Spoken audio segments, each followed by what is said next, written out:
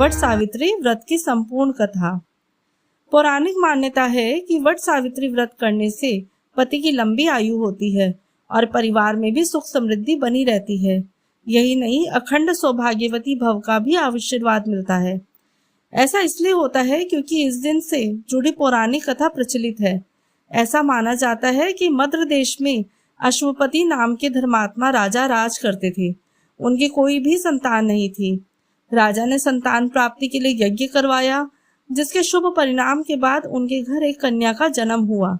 इस कन्या का नाम उन्होंने सावित्री रखा। समय के साथ साथ जब सावित्री बड़ी और विवाह योग्य हुई तो उन्होंने द्युम्नसेन के पुत्र सत्यवान को अपने पति के रूप में वरण किया।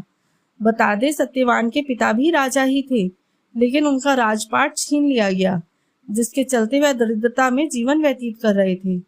सत्यवान के माता पिता की भी आंखों की रोशनी चली गई थी और वह जंगल से लकड़ी काट कर उसे बेचकर अपना गुजारा कर रहे थे।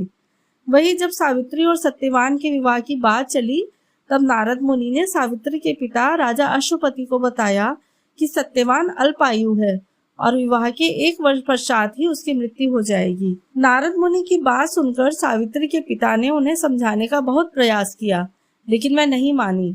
अंत में सावित्री का सत्यवान से विवाह हो गया। शादी के बाद सावित्री अपने सास ससुर और पति की सेवा में लग गई। फिर एक दिन वो दिन भी आ गया जिसका जिक्र नारद मुनि ने किया था, सत्यवान की मृत्यु। उसी दिन सावित्री भी सत्यवान के साथ वन को गई।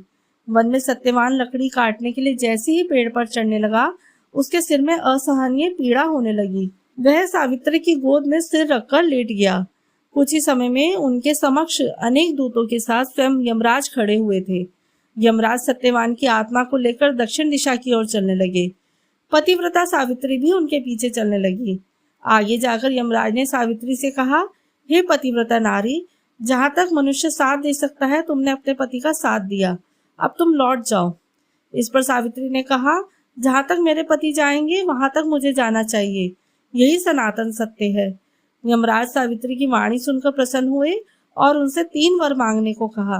यमराज की बात का उत्तर देते हुए सावित्री ने कहा, मेरे सास ससुर अंधे हैं, उन्हें नेत्र ज्योति दे। यमराज ने तथास्तु कहकर उसे लौट जाने को कहा और आगे बढ़ने लगे, किंतु सावित्री यम के पीछे ही चलती रही। यमराज ने प्रसन्न होकर पुनः वर मांगने को कहा। सावित्री ने वर मांगा, मेरे ससुर का खोया हुआ राज्य उन्हें वापस मिल जाए। इसके बाद सावित्री ने यमदेव से वर मांगा, मैं सत्यवान के 100 पुत्रों की मां बनना चाहती हूँ, कृपा कर आप मुझे वरदान दे।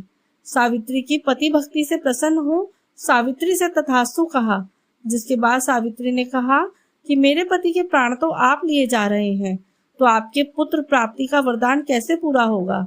तब यमदेव ने अंतिम वरदान को देते हुए सत्यवान की जीवात्मा को पाश से मुक्त कर दिया। सावित्री पुनः उसी वट वृक्ष के पास लौटी तो उन्होंने पाया कि वट वृक्ष के नीचे पड़े सत्यवान के मृत शरीर में जीव का संचार हो रहा है। कुछ देर में सत्यवान उठकर बैठ गया।